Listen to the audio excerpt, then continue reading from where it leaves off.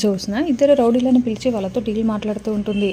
నేను మీకు ఒక పని చెప్తాను. ఆ పని పూర్తి చేస్తే మీకు 10,00,000 డబ్బులు ఇస్తాను అని అంటూ ఉంటుంది. అవునా మేడం, చెప్పండి మేడం, ఏం చేయాలి అని అతను అడుగుతూ ఉంటాడు.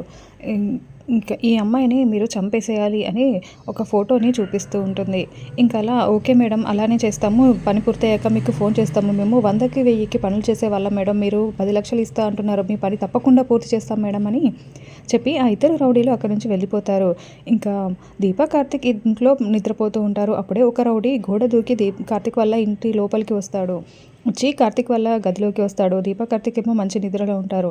ఇంకా ఈవిడే అయ్యుంటుంది, ఈవిడ్నే చంపమన్నారు కదా అని అనుకుంటూ దీపాని చూసి ఒకసారి ఎందుకైనా మంచిది ఫోటో చూద్దాము అని ఫోన్ ఓపెన్ చేసి ఫోటో చూసి దీపదే అని కన్ఫర్మ్ చేసుకొని రౌడీ కత్తి తీసుకొని దీప కడుపులో పొడవడానికి వెళ్తాడు. ఇంకా సరిగ్గా అప్పుడే దీప సడన్గా పక్కకి తిరగడంతో ఆ కత్తిపోటు బెడ్కి తగులుతుంది. సడన్గా మెలకువలోకి వచ్చిన దీప చూసి బావా బావా అని పక్కనున్న కార్తీక్ని పిలవడంతో కార్తీక్ లేసి ఆ రౌడీని చాలా షాకింగ్గా చూసి కొట్టడానికి వెళ్తూ ఉంటే ఆ రౌడీ కార్తీక్ని నెట్టేసి రూమ్లో నుండి బయటికి వెళ్ళి పరుగులు పెడుతూ పారిపోతూ ఉంటాడు. ఇంకా వాడి వెనకాలే కార్తీక్ కూడా పరుగులు పెట్టి పట్టుకోవడానికి వస్తాడు. కానీ ఇంకా బయట ఒక రౌడీ ఆల్రెడీ బైక్ మీద ఉంటాడు. రే ప్లాన్ ఫెయిల్ అయిందిరా, పదరా పదరా అని అనగానే అతను బైక్ స్టార్ట్ చేస్తాడు.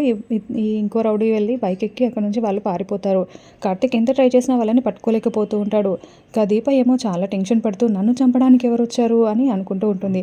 అసలు దీపని చంపాల్సిన అవసరం ఎవరికి ఉంది, దీపని చంపడానికి వచ్చింది ఎవరై ఉంటారు, ఇప్పుడు వీళ్ళని ఎలా కనిపెట్టాలి అని కార్తీక్ కూడా ఆలోచిస్తూ ఉంటాడు. ఇలా ఎపిసోడ్ ఎండ్ అయిపోయింది. Thank you for watching. ఇప్పుడే నా ఛానల్ని సబ్స్క్రైబ్ చేయండి.